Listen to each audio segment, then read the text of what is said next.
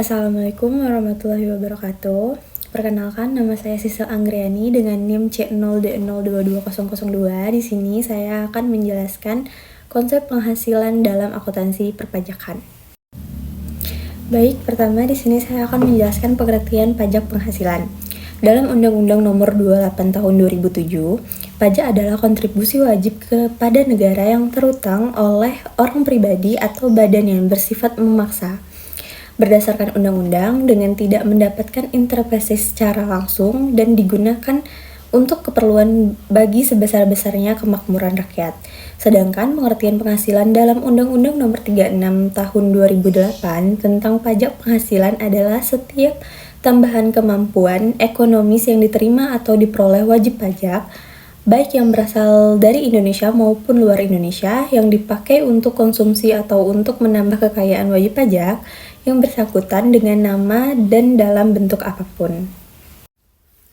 Selanjutnya, prinsip dasar akuntansi pajak penghasilan. Yang pertama, pemisah antara pendapatan dan beban. Yang kedua, konsistensi. Ketiga, kepatuhan peraturan perpajakan. Keempat, transparansi dan pengungkapan. Kelima, perencanaan pajak yang legal. Keenam, penyusunan laporan keuangan. Dan yang terakhir, pemisahan pendapatan dan prinsip konservasi. Oke, selanjutnya ada objek pajak. Yang pertama, ada gaji, upah, tunjangan, honorarium, dan lain-lain. Yang kedua, ada hadiah dari undian atau pekerjaan atau kegiatan dan penghargaan. Yang ketiga, ada laba usaha. Keempat, keuntungan penjual atau pengalihan harta. Kelima, penerimaan kembali pembayaran pajak yang dibebankan sebagai biaya. Keenam, bunga, dividen, royalti, dan sewa dari harta. Ketujuh, penerimaan atau perolehan pembayaran harta. Kedelapan, keuntungan karena pembebasan utang. Dan yang terakhir, selisih lebih karena penilaian kembali aktiva.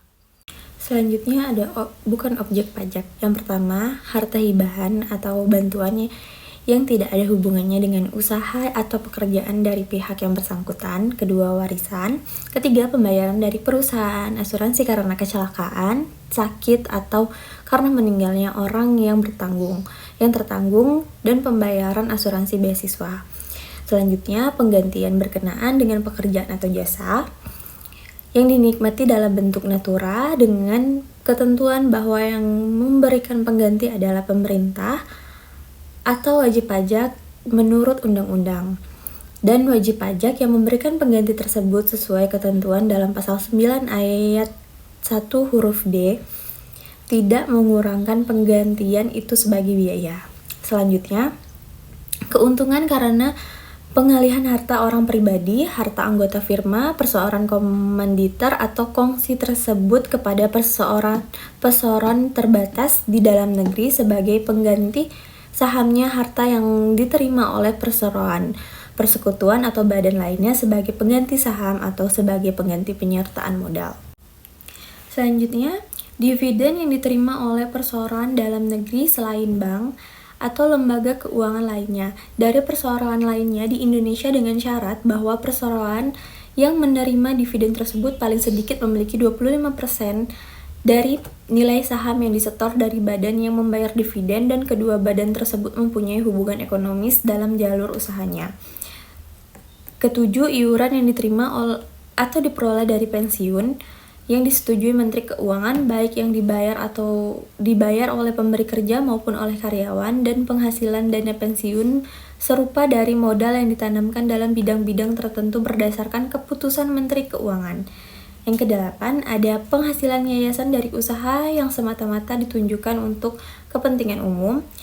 Kesembilan, penghasilan yayasan dari modal sepanjang penghasilan itu semata-mata digunakan untuk kepentingan umum. Dan yang terakhir, pembagian keuntungan dari perseroan komanditer yang modalnya tidak terbagi atas saham-saham kongsi dan persekutuan kepada para anggotanya, kecuali apabila ditetapkan lain oleh Menteri Keuangan karena terdapat penyalahgunaan.